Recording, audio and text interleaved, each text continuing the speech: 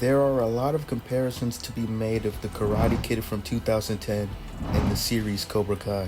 Both films are both sort of predecessors to the original 1984 Karate Kid, but give a refreshing new take on the classic that we all know and love.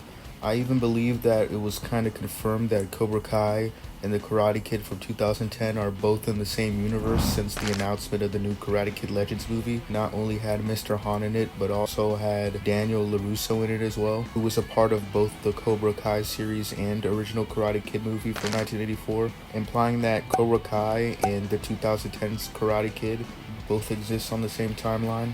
But looking back at the 2010 Karate Kid film, many people believe that the combatants in that movie are much more skilled and capable than the combatants in Cobra Kai. Some even went as far to say that Dre Parker could solo the verse back when the 2010 Karate Kid wasn't confirmed to be canon to the main Miyagi verse that Cobra Kai was a part of. But do these accusations actually hold any weight at all? Realistically speaking, Dre Parker is not making it past season 1 of Cobra Kai. What people tend to forget is that Dre is literally just a 12-year-old who only exclusively fights other 12-year-olds. And there's no evidence that these 12-year-olds are any stronger than real-life 12-year-olds either. So although Dre shows impressive combat ability, it ultimately won't amount to much against opponents who are high school age and up. One person that I think that Dre could possibly be able to beat would be Season 1 Kyler, because of the fact that he has no combat training.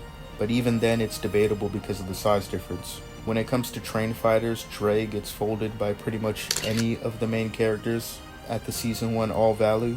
No matter how skilled of a fighter you think Dre Parker is, fighters like Miguel, Robby, and even Hawk have the strength to make up for it. If you really want a visual of what Dre versus Miguel or Dre versus Robby would look like, just imagine in your head what Axel did to Robby during the Sekai Taikai. That's exactly what would happen. Dre would probably attempt to defend himself with the jacket on technique, and they would just overwhelm him with brute force. But let's go ahead and make things more interesting. Let's say that Dre Parker was hypothetically the same age as the characters in Cobra Kai, in order to make things a bit more fair. How far could Dre get in Cobra Kai then? Well, before we get into that, it is first important to establish who Dre Parker even is, so that we can get a grasp of what he's actually capable of and how he would actually perform if he was the same age as the kids from Cobra Kai. After Dre moves to China, he gets profusely bullied by a bunch of Chinese kids who happen to go to his school. Later, it is revealed that all of these kids actually know Kung Fu and are his movie's version of the Cobra Kai karate from the original.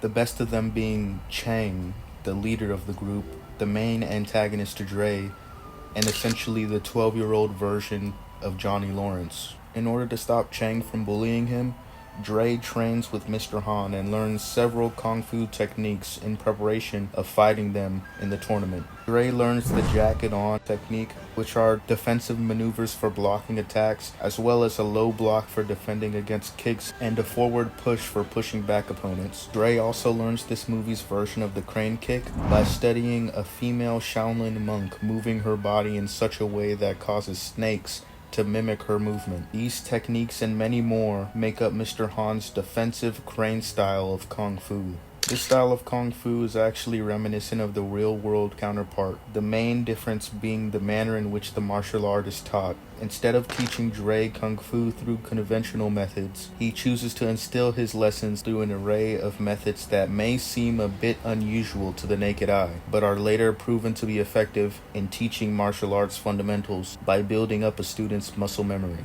If that sounds like something you've heard before, it's probably because it is. The training that Mr. Han makes Dre Parker undergo is basically the Kung Fu equivalent of the training that Mr. Miyagi put Daniel LaRusso through. All of these days of intense training end up paying off in the end, allowing Dre to best Chang, the top student of the Fighting Dragons dojo, who has skilled martial arts technique as shown by the complex maneuvers he is able to perform during the Kung Fu tournament in a perfect fashion. Dre is able to keep up with Chang's skills and ends up catching him off guard with a crane kick, winning the tournament and gaining the Chinese prodigy's respect. Now that we got that quick little synopsis of Dre Parker's fighting style and fighting capabilities out of the way, we can look into how he would fare in Cobra Kai if we give him the benefit of being the same age as everyone else. The good news is that now that he's actually not a 12-year-old, Dre actually beats Kyler pretty badly, which makes sense since his fighting style is literally made for handling bullies like him.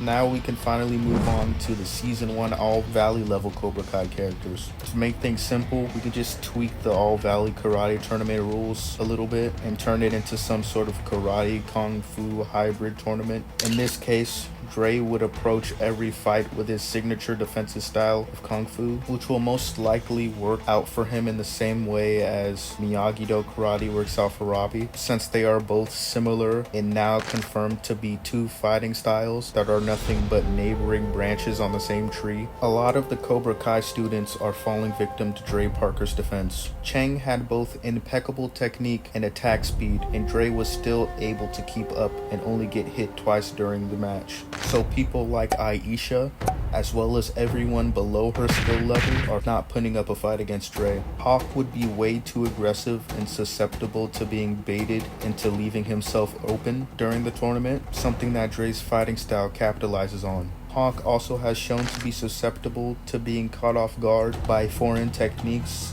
as shown by how Robby's single-arm defensive stance confuses Hawk at first. Something like the Cobra technique would be able to catch him off guard and take him out. Xander Stone's fighting style consists of a bunch of flips and somersaults that disorient the opponent and leave them open for attacks, which is cool and all, but Dre is able to keep up with Chang's flips and kicks during their fight, and Chang was able to do some things that I don't even think are humanly possible. Besides Xander's flips, he isn't all that impressive fighting-wise, so Dre Parker is just gonna block all of his attacks, slide under his flips like Miguel did, and score 3 points on him easily.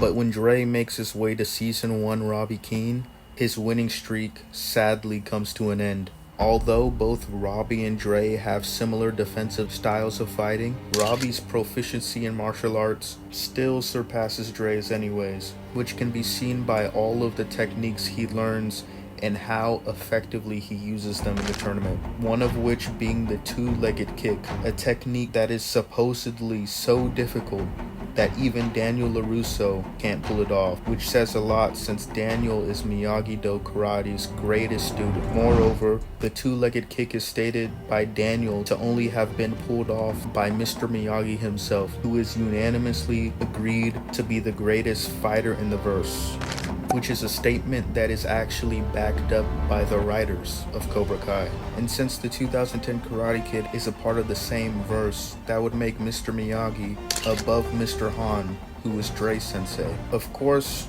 Dre's leg was injured during his fight with Chang, but given the fact that it was in good enough condition for him to slide on across the mat, I'd say that if Dre didn't get hit with a foul in the previous match before Chang, it wouldn't have made much of a difference. And Chang does not even try to directly aim for the weakened leg until the final moments of the fight, when his sensei orders him, in this movie's version of the sweep the leg moment from the original. So Dre basically gets off easy for about 99.9% of the fight. On the other hand, Robby's shoulder was so broken that he couldn't even use one of his arms to aid him in battle, which is a far worse injury than what Dre had to deal with. At least Dre could still use his leg at almost full capacity during the majority of his fight with Chang. Against all odds, Robby was still skilled enough to be able to stand toe-to-toe with Miguel, evenly matched, as Miguel was constantly trying to attack his shoulder because it was broken. In stark contrast to how Chang wasn't really focusing on Dre's weakened leg throughout the fight and instead was fighting him normally. So yeah, even though Robby Keene and Dre Parker both share similar defensive styles, Robby is just gonna be the end of the line for Dre, purely based on the amount of proficiency that Robby possesses when it comes to the Miyagi-Do style of karate.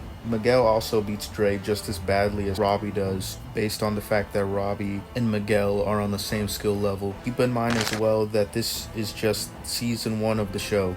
The characters' capabilities get way more crazy as the plot progresses, and that's not even mentioning the adults. You don't even want to know how badly the adults in the show beat up Dre, especially in the later seasons.